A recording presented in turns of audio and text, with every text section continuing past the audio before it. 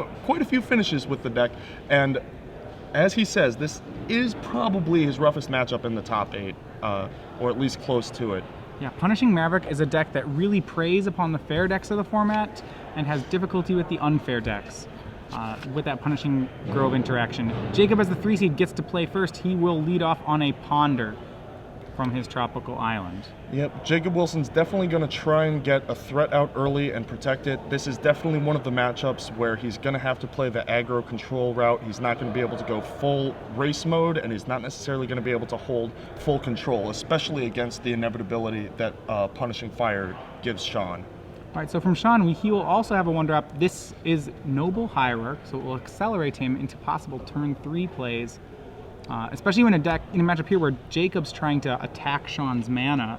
Noble Hierarch is a pretty good threat. Yes, any mana boost is nice against the Stifle Daze deck, and Jacob Wilson's going to start with a fetch here. What he really needs on this turn or maybe the next is a threat. Once you get the threat down, then you can start playing the 1-for-1 game and the tempo game. But until the threat is down, you're going to have to power through your deck and look for one. All right, so Jacob, he does have a 3rd land in the form of Wasteland. He's going to Jataxian Probe here. What's up, dog? So, see what he's playing against, and let's take a look. We have Grove of the Burn Willows, Plains, Lightning Bolt, Kasali Pride Mage, and Elspeth Knight Errant. Elspeth up top is a pretty big threat. I mean, 4 mana is a lot, especially when you're facing a deck full of Dazes and Stifles and Wastelands. But if it does ever get in there, it's going to be near impossible for Jacob to overcome. So, looks like he did draw a creature off of that Gitaxian Probe, and now he knows how to best sequence against what Shawn is doing. Yeah, so he's going to have to get a threat down, and that's going to be able to be Tarmogoyf. Tarmogoyf is right now a 2/3. Remember, it cannot be Lightning Bolted because Lightning Bolt will add an instant to the graveyard, so it's safe from Shawn's removal at the moment. Silly rules and the, Yeah, why can't I bolt this 2/3? State-based effects checking and all that. All right, so Shawn's draw from the turn is a Wooded Foothills. He has a lot of mana, but right now he's a little threat light. He does have Kasali Pride Mage, as we saw. He has 1 Lightning Bolt, but really he's going to try to see if he can resolve that Elspeth Knight Errant. Yep, that's really his big juicy threat at this point. But leading with the Kasali Pride Mage, I mean, Kasali Pride Mage can tangle with the Tarmogoyf for now, on offense at least. All right, so he's going to search for a plateau and cast out Kasali Pride Mage. Pass the turn back. He's leaving up the red mana for Lightning Bolt. And that'll push back to Jacob. And let's see what Jacob is going to do. This is kind of a key turn where Jacob is going to have to, start pushing his advantage with the Tarmogoyf. Start beating down, getting the 1-for-1, the tempo advantage. Well, Jacob has a couple decisions to make. He does have a Wasteland here, which could go on the plateau. At the same time, he really might be inclined to save it for Grove of the Burn Willows. Yeah. Punishing Grove is one of the best weapons that Shawn has against his deck. He does have the Elspeth covered by the Spell Pierce in his hand, so it's unlikely that Elspeth will get to resolve this game. Yep, don't need to waste land for the Elspeth, but cutting off of Shawn off of the red may be good, but likely, as you said, holding it for the Grove of the Burn Willows, the much more important card. All right, well, Jacob will go aggressive here. He swings to the Tarmogoyf. Right now, it's only 2 damage, and actually, on the current board, Jacob is behind in the race. He has a 2/3 in play right now, and Shawn actually, his Kasali Pride Mage attacks like a 4/4 thanks to both the Exalted triggers. Yep, that is a losing proposition as it stands. We see a Tarmogoyf, which not holding up Spell Pierce indicates a Wasteland to me, and sure enough, that is what happens. Yep, Wasteland will take care of Plateau. So Jacob opting to be very aggressive with his lands here. Yeah, I mean, once you have 2 Tarmogoyfs in play, any sort of tempo boost, pseudo Time Walk is going to be good. Right, Tarmogoyfs are still 2/3s at the moment. Jacob's hand has a lot of land in it looks like right now. Yep, his game is on board right now, and it looks like Shawn drew a Swords to Plowshares for the turn, which is certainly going to help in this race. Yeah, so I see Kasali Pride Mage swinging in for 4. That'll put Wilson down to 13 life. Still behind the race, and Jacob draws another land here. He does have a Brainstorm, and he's going to use that to try to make his deck more dense. in addition, he also gets to now pump his Tarmogoyfs to 3/4s thanks to Brainstorm. Yep, which the difference between 4 and 6 on this attack is pretty huge, as Shawn has been cracking for 4 and will be cracking for 4. And you can see there the power of Brainstorm. Jacob was able to get both Lightning Bolt and Fire Ice off that Brainstorm, shipping away extra lands and now being able to crack a fetch land. That's one of the situations where Brainstorm is really similar to Ancestral Recall. Yeah, I was exactly going to say that. And the Ancestral Storm, as they call it, very potent card for exactly that situation. One of the reasons Brainstorm is oftentimes considered one of the best cards in Legacy. You're selling it short. Yeah, I was going to say the best card in Legacy. That's a controversial thing. But I'm willing to, when you watch it do this, I would say it is far and away the strongest I'm willing to be spell. controversial, say that it is clearly the best card in Legacy. And now, the Swords to Plowshares on one of the Tarmogoyf, giving Jacob 3 life instead of 2 because he waited for the Brainstorm to resolve, which is a little weird. But 1 Tarmogoyf down, 1 to go, and the race does actually favor Shawn right now. No, actually, it looks like he cast it in response to the fetch land. Okay. Well, the instant was already in the yard at that point, so indeed Jacob did get an extra life there, and Tarmogoyf is now going to be attacking for 3. Yeah, that'll put Shawn down to 14. It puts Jacob slightly ahead in the race. It looks like Jacob may use this Lightning Bolt to take care of Kasali Pride Mage. That will give Tarmogoyf an extra pump if he decides to do so. Yep. So he's going to go ahead and do that. That adds creature to the graveyard, and Jacob swings for full 4, putting Shawn down to 13, and putting Jacob firmly ahead in the race. You can see the power of Tarmogoyf here. Huge creature for very low cost. So Shawn now, with just Lightning Bolt and Elspeth and 2 lands, things are looking poor for him on the board. He's going to go ahead and go for Elspeth, and that's going to meet the Spell Pierce that Jacob had been holding for it. Jacob quick to add to the Tarmogoyf die there. He now has Planeswalker in the graveyard. Cool little thing about Tarmogoyf actually referenced Planeswalkers before they existed. Yeah, it was one of those spoilers at the time. Yes. Like, what is this Planeswalker card? Also, it referenced Tribals, which is now a defunct card type. Yep. So now Fire taking out the Noble Hierarch, splitting it, dealing 1 to Shawn as well. Yeah, Shawn will drop to 7. It's not a 1-turn clock yet, but it's very close. Shawn will play Knight of the Reliquary. It is currently a 4/4. Not quite big enough to tussle yet, but will be next turn with the help of a fetch. Yeah, of note is that Shawn can search out Maze of Ith, I believe, in his deck. All right. Actually, he's not running the Maze of Ith. He Okay. has not too many utility lands. It's just Dryad Arbor and Karakas that he can fetch out. Gotcha. Well, Shawn is starting with a Lightning Bolt on the Tarmogoyf. If this resolves, then he will block. If it doesn't, I assume he'll take.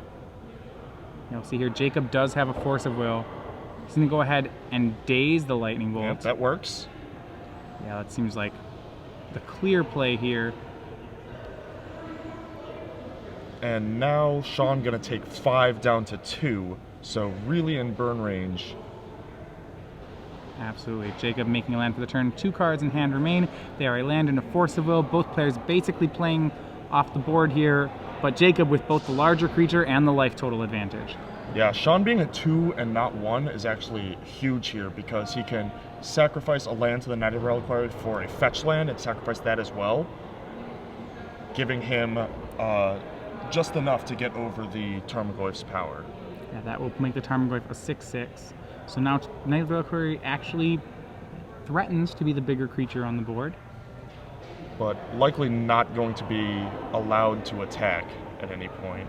And Shawn main phase is going to go ahead and activate Knight of the Reliquary here. Interesting, interesting. Remember, his utility lands are Karakas and Dryad Arbor. He's going to get a fetch land. So this is probably a Green Sun Zenith? Maybe? Maybe a Green Sun Zenith? Yeah, we'll see what he gets here. So you're thinking he's just casting a large Green Sun Zenith, so he's using the Knight to ramp him. Right. Zenith for another Knight, which would then also be large enough to block the Tarmogoyf profitably. Not sure what else would inspire this sorcery speed. Well, he could have Zenithed. Alright, he's going to cast Punishing Fire here. I am not sure what the line is. Yeah, I must be missing something. A Punishing Fire being cast. Jacob Wilson at 15 with a 5/6 creature. Shawn down to 1. We will see here. Jacob's 1 mana short of a Force of Will. We're scratching our heads here. We're gonna see what's gonna happen. All right, he wastes the Grove in response, which is heads up play, so you can't get it back. Oh, that was all end step. Okay. All right, that makes way more sense. We missed Jacob drawing for turn. So. Yeah, Jacob there didn't attack into the knight. He knew the knight could become a 5/6. So Shawn, the knight could become a 6/6 to block his 5/6. Right. Shawn then ends up makes it into that 6/6, and now both players are top decking. Jacob, with Shawn at 1 life and Jacob having about 3 burn spells left in his deck. All right, and he shows off the brainstorm he has a Lightning Bolt and a Volcanic Island. Shawn asks him to go through the motions, and Jacob will be more than happy to do so. Fetch up the Volcanic.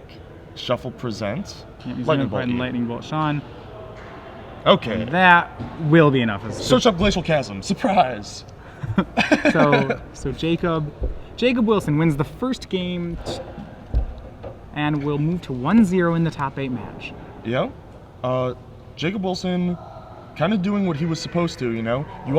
These decks always come just to the cutting edge of being stabilized on, you know? Yeah, he started out actually a little bit behind in the race, but he was quickly able to grab control of the game, and you could see his control starting to slip toward the end of the game, but he was able to get rid of, just do enough damage before the control had slipped away. Yep, and that's exactly what it does. It is very good at getting just to that point and then barely finishing you off right before you're able to stabilize. All right, so we're going to bring you back into the booth for a second. For those of you who remember, we do trivia. Yeah, we do trivia in the top 8 of both top 8, top 4, and finals of our Star City Games Opens. Okay. All right, so the rules, they have to correctly answer the question. What else? They also have to tweet it. All right.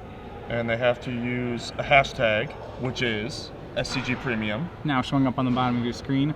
All right, our question has to do with the top 8. We have a combo deck that occupies 2 of the top 8 slots. So we are wondering, this is one that we didn't actually see very much of in the top 8, but actually is in both, we got both the 8th seed and the 5th seed. So if you look at our top 8, you'll be able to find this out.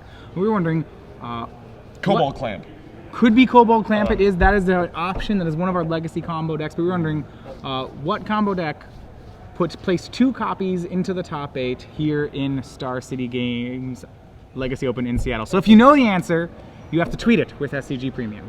Yes, and then you can win. How many months are we giving away for this one? It's just the top 8, so it's going to be 3 months. Okay. But it's a pretty hard question for 3 months. If you stay with us, you could get 6 months or even a year of Star City Games Premium. I need 2 fingers. All right. 12 2 months. extra. All right. All right, so bring us back into the match. We have Jacob Wilson and Shawn Yu going to the second game.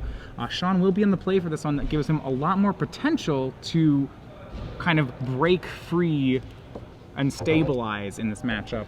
Yep, he's got to get out from under the assault upon his mana base, and he's got to get a board presence, and I feel like the game is going to feel a little bit like a race unless Punishing Fire is involved. If Punishing Fire is involved, then Shawn can actually assume the control role. He has the bigger creatures and, more inevitability.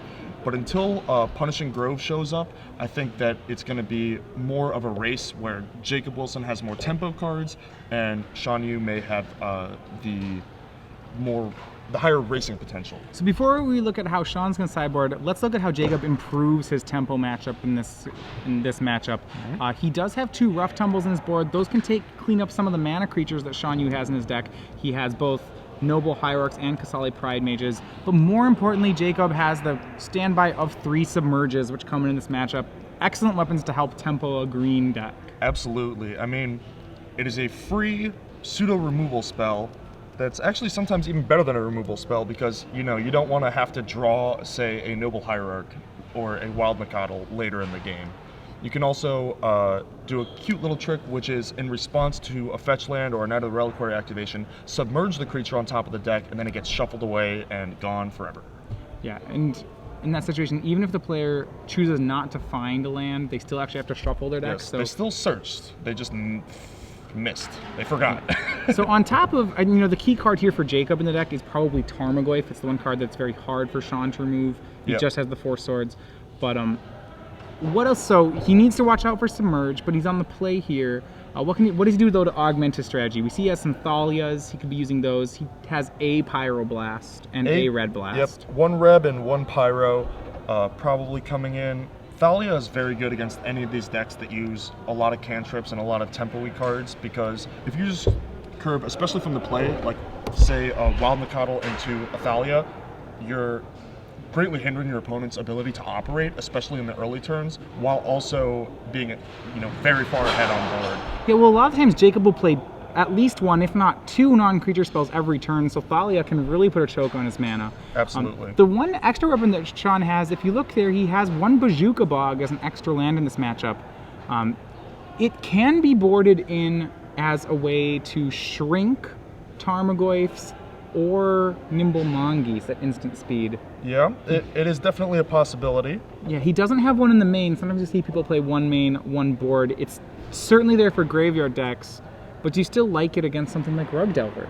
Yeah, I mean, I don't mind it. It's obviously not as good as something like a Rest in Peace or, a relic that takes out everything to make a Tarmogoyf really small, but Shawn uses his graveyard quite a bit himself with Knight of the Reliquaries and Punishing Fires, so those options are a bit out of the realm of possibility. But Jukabog does, as you say, shrink the Nimble Mongoose. I think that it's probably not quite worth it, but it definitely is a possibility just for the surprise value. Yeah, surprise value. It also gives him an extra land against Rug Delver, which actually isn't the worst. Rug Delver really does assault your lands in the matchup. That is definitely true as well. The mana assault of the Rug Delver deck is one of the big ways that it gains a tempo advantage, and just having another land, another solid mana source, can be a good way to fight that.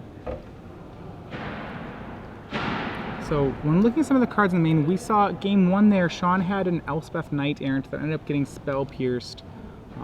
Cards like that, while heavy impact, are probably not going to be very useful in this matchup, would be my guess. Yeah, I think they may be a little better post board when Jacob Wilson no longer has his Stifles in his deck, which I assume are coming out. So you're thinking Jacob's going to back off the mana denial plan? I think so. I mean, you're facing down a deck with 23 lands, plus 4 mana creatures, plus the Green Sun Zenith, which can find the Dryad Arbor or the Noble Hierarch, and really operates on 2 or 3 mana just fine. So I think that Jacob Wilson, particularly on the draw, is going to be cutting those Stifles, which then makes the Elspeth a little more castable. So kind of a little guessing game here as to whether or not if Jacob cuts the Stifles, then he wants the Elspeth. If Jacob doesn't cut the Stifles, then maybe he has to put the Elspeths on the board. Levels and levels and levels. All right, well, at least for this game, Shawn will be on the play, so he'll be able to protect his mana a little more than he would normally be able to. We saw last game that turn when Noble Hierarch was very strong in that really Shawn had the mana to cast his spells during the game. Jacob wasn't able to cut him off mana. Jacob did actually just was able to find answers for Shawn's cards and really just beat past them. Yeah, I mean, we knew that he was going to need a clock early, and he did have that Tarmogoyf, followed with a second Tarmogoyf. So even though one got plowed, he still had his clock down, on turns 3 and 4, was attacking and using his cheaper removal as, a way to generate a tempo advantage while ahead on board, which is exactly how you write it up as a Rug Delver player. Right. Either that, or you wasteland their 1 land and stifle their 2nd land, and then they you just hope that it never does. Yeah, they brainstorm and miss, and then draw the same cards and discard. That's the other plan of Rug Delver. The other plan is you hope that you're the only one playing Magic, and that your opponent just isn't playing Magic, right. and then the game becomes very easy from that point. When they have no permanence. Rug Delver is very good at the flawless victory, the 0 permanent victory, especially from the play. Yeah, it's a little harder to pull off from the draw, especially because in this matchup, Shawn has mana creatures. Yes, it is a lot harder. But stifling that first fetch and just watching their shoulders sink, that is the ultimate pleasure of the Rug Delver player. Yeah. So Of note with Shawn's Maverick deck, Jacob does have one Sulfur Elemental on his board. Maverick, this is kind of a hybrid between a Maverick deck and a Zoo deck. In a Maverick deck, you'd expect one of the key cards in this matchup to be Mother of Runes, which is what Sulfur Elemental is really good against. Instead of playing Mother of Runes, Shawn is playing Wild Nacatls in that spot. Instead of moms, he has angry kitties. Right, he has cats instead of mothers. So he has angry kitties, and angry kitties don't really care about Sulfur Elemental. Yeah. They do not care at all. They battle them. They fight them. Yeah, they fight. They scratch them to death. So, all right, play's about to be underway here. I love Sulfur Elemental in this sideboard, by the way, from Jacob Wilson. Well, obviously, it's not good here, but it's such a sweet card to have in the sideboard, especially as like a 1 or 2 of, for exactly that reason. Yeah, it's one of the few ways to answer Mother of Runes. When you think about it, you think Sulfur Elemental, you think Engineered Explosives. Those are cards that an aggro deck, or I guess a tempo deck like Rug Delver, can afford to play. Yeah. You know, it doesn't want to. There are other cards that can answer Mother of Runes, but a lot of them can't be aggressive at the same time. Yeah, Sulfur Elemental does great double duty there. I mean, I've also taken out a Squadron of Hawks. Entire squadron of Hawks. Yes, an entire Squadron of Hawks with the Sulfur Elemental before. That was a pretty good one. It takes out Thalia. I'm trying to think of some other things that Sulfur Elemental Mangara of Corondor. Yes, can be Flicker taken out Wisp by it, and company. Yep. Pretty much the entire Death and Taxes deck. Yes. And if you ever get 2, oh, forget about it. Yeah, the second one is pretty. We call that the fairly hard good. Yeah, actually in that matchup, the first one can be a little bit of a liability because Mirren Crusader exists, and Hits real hard. It's real bad. You don't want to play it at 1 if they have a Mirren Crusader. Right. 2 is excellent. 1 is actually terrible. Yes. Scary times. All right, and it's going to be a little bit harder for Shawn. He is on a 6-card hand. An update from the other parts of the bracket, Brian Weller-Gordon wins game 1 over Daniel Quinn's Elf deck. So that is the 1-8 matchup. Brian, your overall 1 seed, now 1 win away from being in the top 4. 1 win away from me? 1 win. He was already 1 win as soon as the pairings were announced. But now he is, oh boy, now he's 1 victory away too. Yeah, I think that that's actually a pretty big win for Brian. I think that that one was on accident. I think that game 1 is really important for Elves to get in that matchup. I think post-board it gets a lot harder. So Daniel gonna have his work cut out for him now. Yeah, most certainly. Both those matchups are Delver versus Elf matchups. It'll be interesting to see if either of the Elves decks can pull their way into top 4. Yeah. Certainly, those are matchups that make it. Those are not good matchups for the Elf deck. No, absolutely not. They are very rough tumble for the Elves decks. Probably just rough. Yeah, probably. not much tumbling these days. All right, turn 1.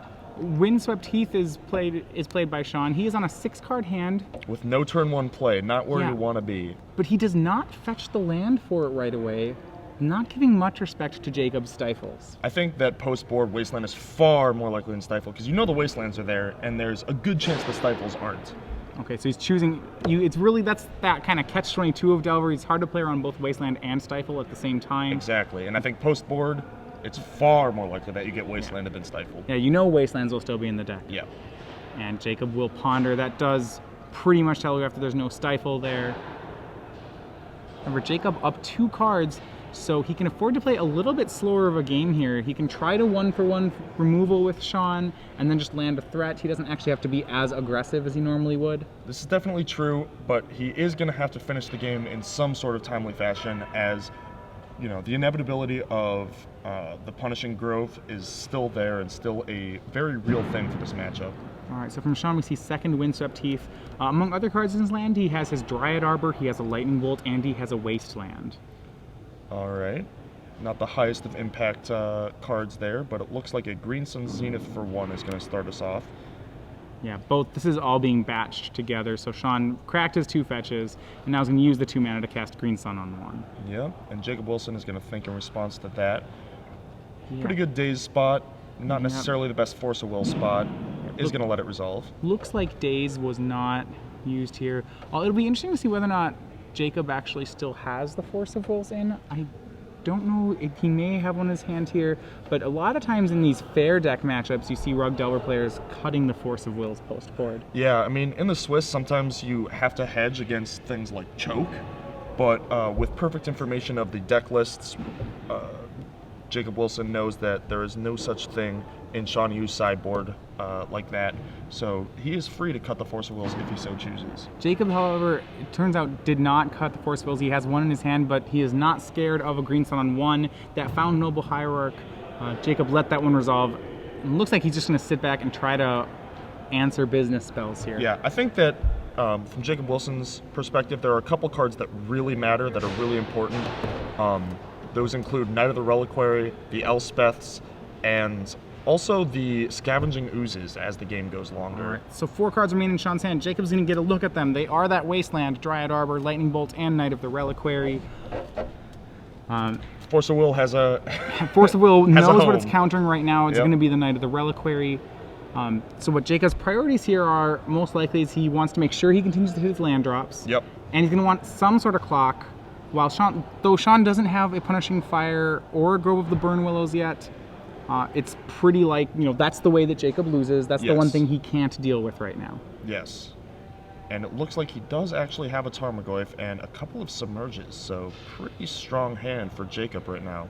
Double Submerge, Force of Will, Lightning Bolt, and a threat, which is likely to start here. The question is, what's his land count right now? It looks like he's a little land light. Yeah, I think that this second land is the only other land in his hand, so this Wasteland might actually do some work. Yeah, Scalding Tarn's going to go ahead and get Tropical Island. Just lead with Tarmogoyf, right? Get your threat on board. I think we'll see what he can lead with Tarmogoyf. It's pretty likely that he'll make that play. He does have, you said, a pair of Submerges, a pair of Lightning Bolts, and a Force of Will. Yep, I think that this is near the perfect hand for Jacob Wilson to be sculpting, and he has near perfect information of what Shawn's doing as well. I think he's thinking about whether or not he wants to set Shawn back a turn here, because now if Shawn wants to play the Knight of the Reliquary, he either has to not Wasteland and not play the Dryad Arbor. He's like, play the Wasteland and use it for mana, so then Jacob gets another turn of that extra mana. Yeah. So Tarmogoyf at a 3/4. Jacob did submerge the Knight of the Noble Hierarch there. And now Shawn does have to have that decision. Remember, Dryad Arbor does not make mana the turn it comes into play. So he has to pick between Knight of the Reliquary and Noble Hierarch here. He could go Noble Hierarch and Wasteland, or he could go Knight of the Reliquary. Right. And the difficult part is that if he Wastelands here, he's set back a couple of turns because he won't be able to play Knight on the following turn either unless he Correct. top decks a land. It's pretty hard to assume that your Noble Hierarch is going to be just fine and peachy. Yeah, especially against a Rug Delver deck. You Yep. have to think there's a good chance that the Noble Hierarch will not stick. At the very least. You could kill the Noble Hierarch and Wasteland. So it is possible that he is going to have to take this opportunity to play the Knight while he still can. Looks like he's going to go with the Noble Hierarch Wasteland plan. Ooh, I like this. Not using the Wasteland. So now he's sort of hedging against the Noble Hierarch dying, but if it doesn't, then he can still use the Wasteland on the turn after. I think if you're doing this, it's probably better to lead with the Dryad Arbor rather than the Wasteland, but I like the idea of, playing the land and not necessarily wasting right away. Yeah, so we see Jacob will Lightning Bolt the Noble Hierarch and swing in with a now much larger Tarmogoyf that puts Shawn down to 14.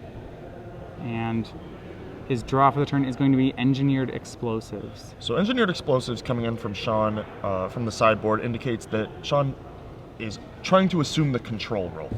He definitely wants the game to go longer. He wants to run Jacob out of threats, and you lean on Punishing Fire, Grove of the Burn Willows, using Engineered Explosives to take out the things that Punishing Fire can't, such as Nimble Mongoose and large Tarmogoyfs.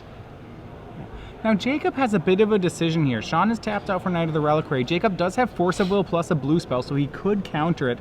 At the same time, his last blue spell is Submerge, so it's possible he wants to submerge the Knight of the Reliquary. The worry is that if Shawn redraws the Knight, Jacob actually doesn't have an answer to Knight coming down again. Yeah, I think that that is indeed what Jacob's thinking through right now, and I think he's priced into forcing here. Although it hurts to give up a Submerge, Knight of the Reliquary is just too big. It's already a 4/4, so you can't bolt it. It's very close to being able to tumble with the Tarmogoyf.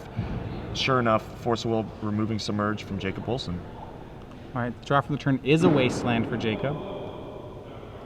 So he can actually protect his colored sources by wasting the waste here. Yeah, because he has no more lands, that's a play I'm somewhat expecting to see. If he gets wasted off red mana, he'll be in a pretty tight spot.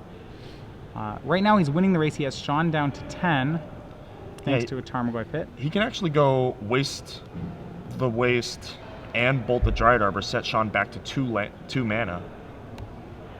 That is not a bad sequence, although, you are giving up a Lightning Bolt that may have more value later on.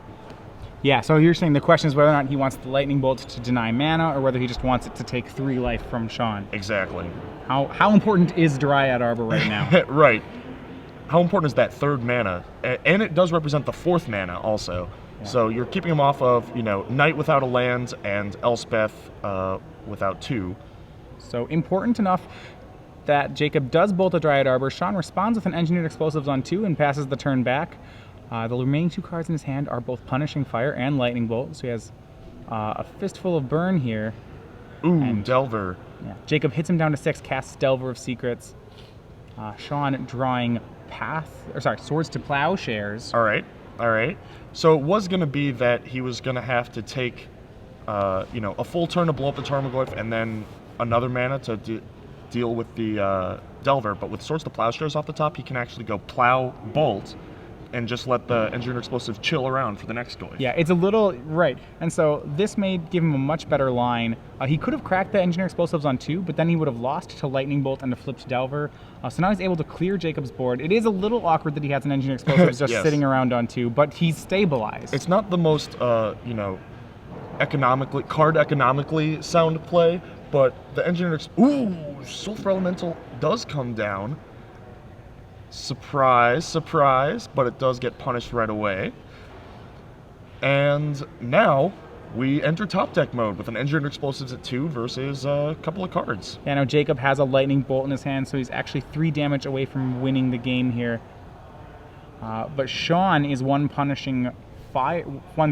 of the Burn Willows away from assembling the deadly combo of those 2. Shawn's debating whether or not he wants to waste Jacob off red mana right now. Yeah, I think it's a reasonable play. I think that it's very possible that the red mana is more important to Jacob than the 3rd mana is to Shawn at this point in the game. Yeah, so there's a question. Or the 4th mana, excuse me. There's a judge question here about the timing of it. I think Shawn said go, and then said wait, waste your red, and Jacob's wondering whether or not he gets a chance to use the red mana. Yeah, are we in Shawn's turn? Is this upkeep, draw step? What's going on? All right, looks like Jacob had already drawn, so we're going to put the card back because we had not gone to draw step yet. All right, so the Wasteland will be allowed to hit Volcanic Island. Jacob, with 2 red cards in his hand, is going to really have to decide whether or not he wants to just throw out one of the burn spells before he loses red. It doesn't seem like there'd be much point in doing so. No, I agree. And Nimble Mongoose, a huge draw. Bajuka Bog, the perfect answer. So Mongoose down to a 1/1. Fortunately for Jacob, the Mongoose it costs 1, not 2, so Shawn does not have an answer to it at the moment. The Mongoose will chip away and put him down to 1. Shawn's going to need a creature. 5, and he finds a blocker in Wild Nacatl.